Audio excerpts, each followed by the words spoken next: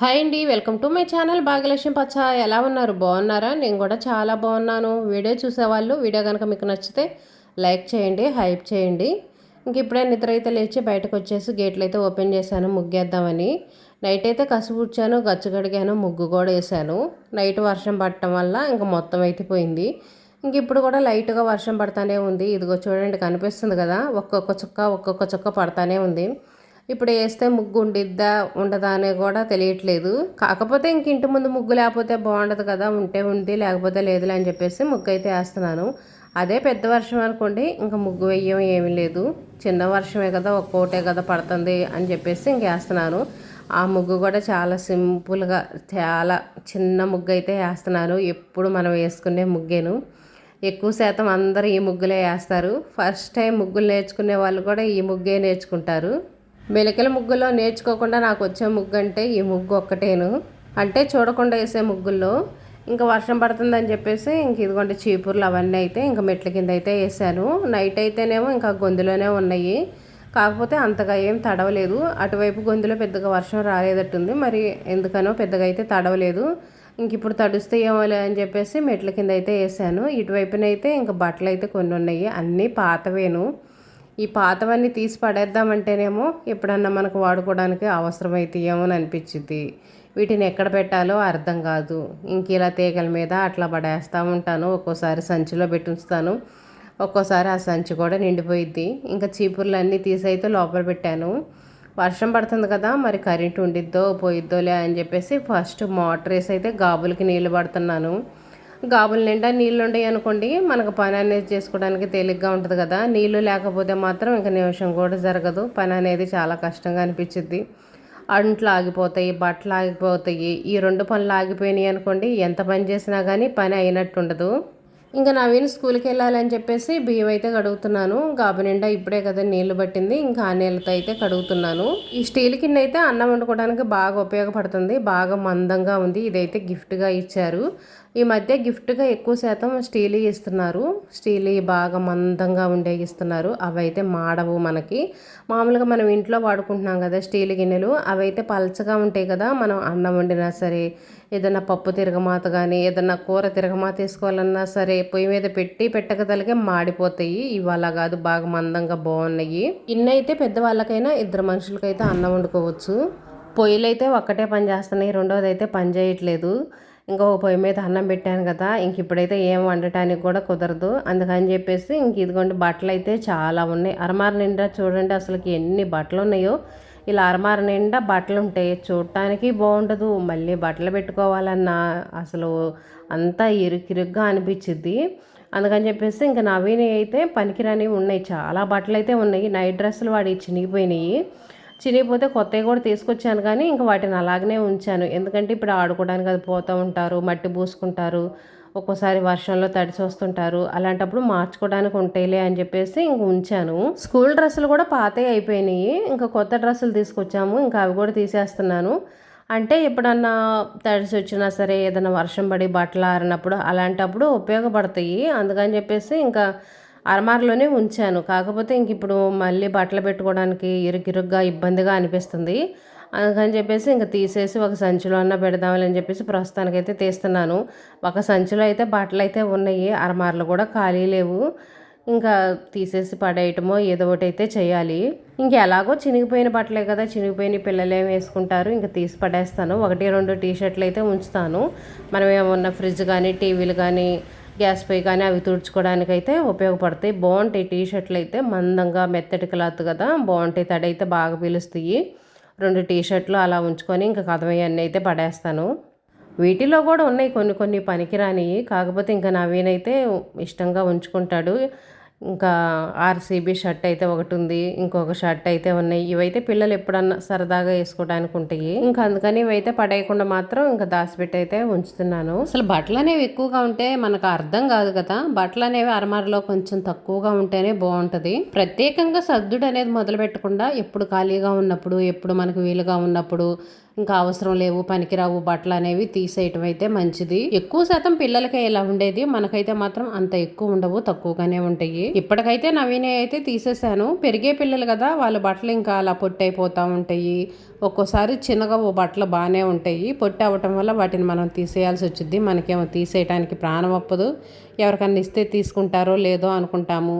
మళ్ళీ వేరే ఎవరన్నా ఇప్పుడు బండ్లు వస్తున్నాయి కదా, అనాథాశ్రమం వాళ్ళకి ఇద్దామని సంచిలో పెట్టడానికి కూడా ప్లేస్ ఉండదు ఒక్కోసారి. అయితే బయట పెడదామంటేనేమో వర్షాలు వస్తున్నాయి, వర్షాలకు తడిచి పాడైపోతాయేమో అని అనిపించింది.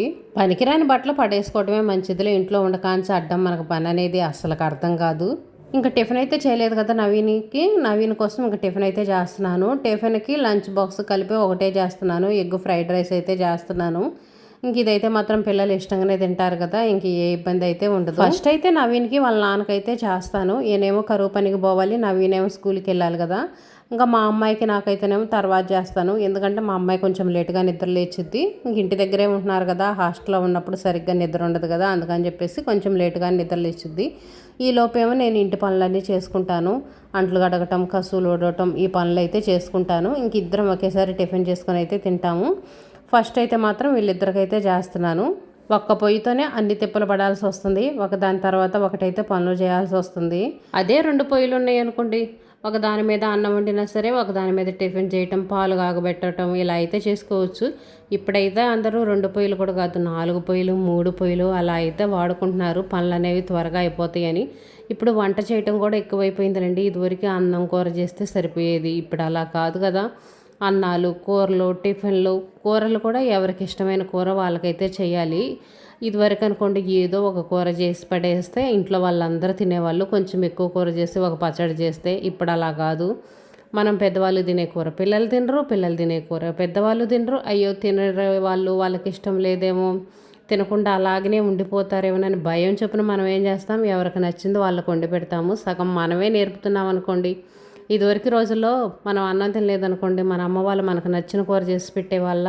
అస్సలకి ఇంట్లో ఏ కూర వండితే ఆ కూర చచ్చినట్టు మనం తినాల్సింది. అలా ఉండటం వల్లే మనం అన్ని కూరలు తినగలుగుతున్నాము.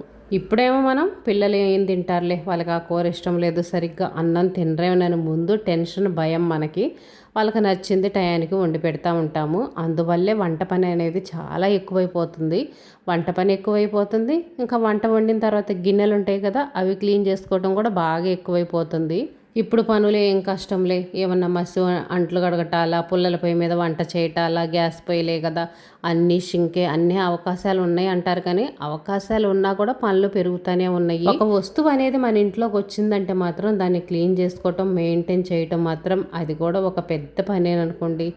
ఇప్పుడు సోఫాలని, ఫ్రిడ్జ్లని, అవని ఇవని వాటిని ఎంత నీట్గా మెయింటైన్ చేసుకోవాలంటే అది కష్టమే కదా మనకి. అప్పుడైనా ఇప్పుడైనా ఎప్పుడైనా సరే ఆడవాళ్ళకి పనులు ఎక్కువగానే ఉంటాయి అనుకోండి.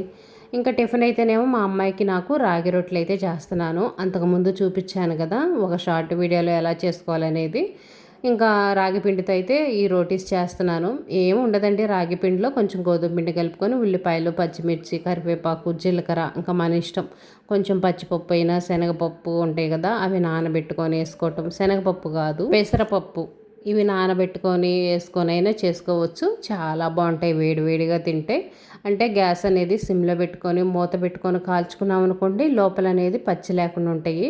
మనం చేసేటప్పుడు కూడా జాగ్రత్తగా ఉండాలి. మనం చేసి పెనం మీద వేసేటప్పుడు ఇరిగిపోతూ ఉంటుంది. అందుకని చెప్పేసి పల్చగా కాకుండా కొంచెం మందంగానే చేసుకోవాలి. పిండి కూడా మరీ గట్టిగా కాకుండా మరీ లూజ్గా కాకుండా మీడియంగా కలుపుకోవాలి. ఇంకా టిఫిన్ అయితే అది తినేసాం మేము. మంచాలు లూజుగా ఉన్నాయి అని చెప్పేసి ఇంక మంచాలు అయితే లాగుతున్నాము. మధ్యాహ్నం అయితే ఇంక ఈరోజు మంచాలు లాగటం ఆ పని అయితే పెట్టుకున్నాను. ఇంక ఇదైతేనేమో సాయంత్రం పూట. ఇంకా ఉదయం పూట కూర అయితే ఏం చేయలేదు, ఫంక్షన్ ఒకటి ఉంటే వెళ్ళారు, ఇంకా అందుకని చెప్పేసి కూర అయితే చేయలేదు. ఇంకా నవీన్కి ఎగ్ ఫ్రైడ్ రైస్ పెట్టాను కదా, ఇంకా నాకు ఒక్కదానికి వెళ్ళా అని చెప్పేసి ఏం కూర చేయలా. ఇంక ఇప్పుడు సాయంత్రం అయితేనేమో ఇంట్లో దొండకాయలు ఎక్కువగా ఉన్నాయి, కేజీ 30 రూపాయలు అని చెప్పేసి 1 కేజీ అయితే తీసుకున్నా.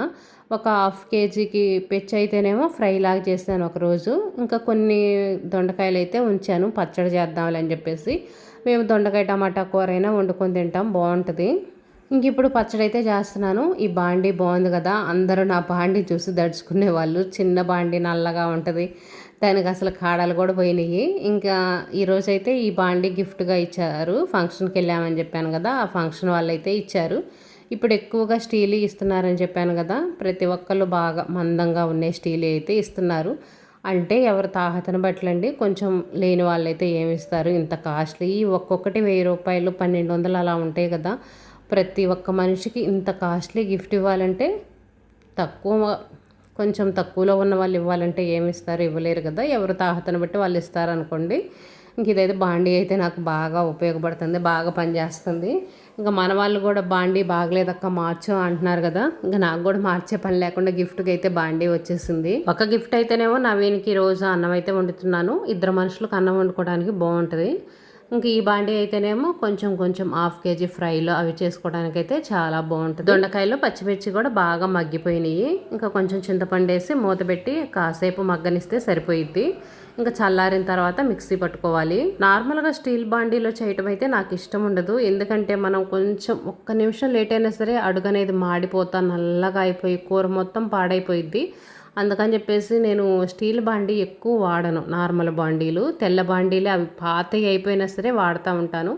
కానీ ఈ స్టీల్ అలా కాదు, చాలా బాగుంది బాండీ. అస్సలు అడుగు అనేది కొంచెం కూడా మాడలేదు.